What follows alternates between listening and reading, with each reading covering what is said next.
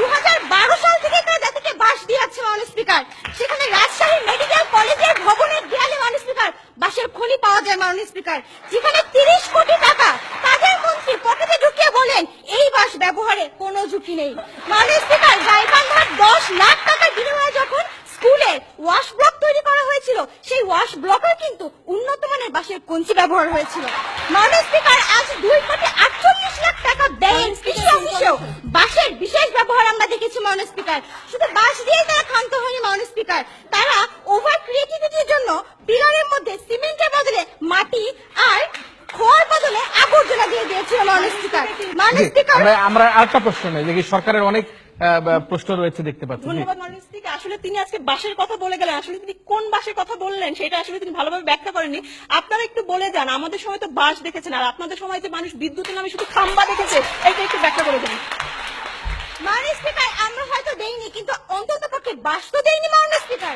মাননীয় স্পিকার, আজকে যখন পদ্মা সেতু নিয়ে তারা কথা বলে, আমরা কি করে নিশ্চিত হব এই পদ্মা সেতু ব্যবহারেও কোনো বাস নেই মাননীয় স্পিকার? মাননীয় স্পিকার, হয়তো বা এই পদ্মা সেতু সেই ফাইনাল ডেস্টিনেশন মুভির মতো করে যে কোনো মুহূর্তে ভেঙে পড়তে পারে মাননীয় স্পিকার, আর তখন তাদের মন্ত্রী হয়তো বলবেন it is just an accident. মাননীয় স্পিকার, আজ যদি যতীন্দ্রমোহন বাগচি বেঁচে থাকতো, তাহলে বলতেন বাঁশবাগানের মাথার উপর চাঁদ উঠেছে, ওই চাঁদের জায়গায় চাঁদ তো আছে, বাঁশগুলো সব কই।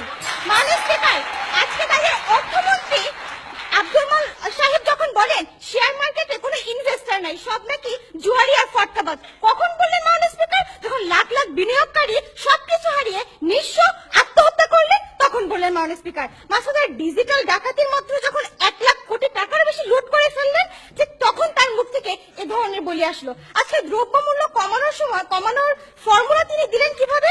একদিন বাজারে যেন না, দ্রব্যমূল্য এমনিতেই কমে যাবে, কিন্তু যখন তাতেও কোনো ফায়দা হলো না মাননীয় স্পিকার, তখন বললেন রান্না বান্নার জন্য বাসাবাড়িতে গ্যাস সরবরাহ বন্ধ করে দিতে হবে। মাননীয় স্পিকার, এই হচ্ছে তাদের মন্ত্রীর অবস্থা।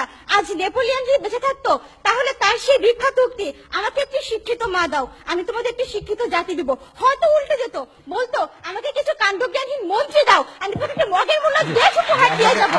মাননীয় স্পিকার, উন্নয়নের অবস্থা কিভাবে দাবি রাখতে পারে যে আজ তারা উন্নয়নের গণতন্ত্রকে সুশাসনে জোরদার করছে? তাই কোনোভাবেই এই সংসদে এই প্রস্তাবের গ্রহণযোগ্যতা রাখে না মাননীয় স্পিকার। ধন্যবাদ মাননীয় স্পিকার। আসলে উন্নয়নের গণতন্ত্র সুশাসন জোরদার করছে কিনা সেটি নিয়ে আমরা আমাদের আজকের আলোচনায় অবতীর্ণ হয়েছি। আসলে এই সরকার যে উন্নয়নের কথা বলছে, সেই উন্নয়ন আসলে কতখানি উন্নয়ন, তার প্রশ্ন তারা রেখে যাতে এই প্রস্তাবটি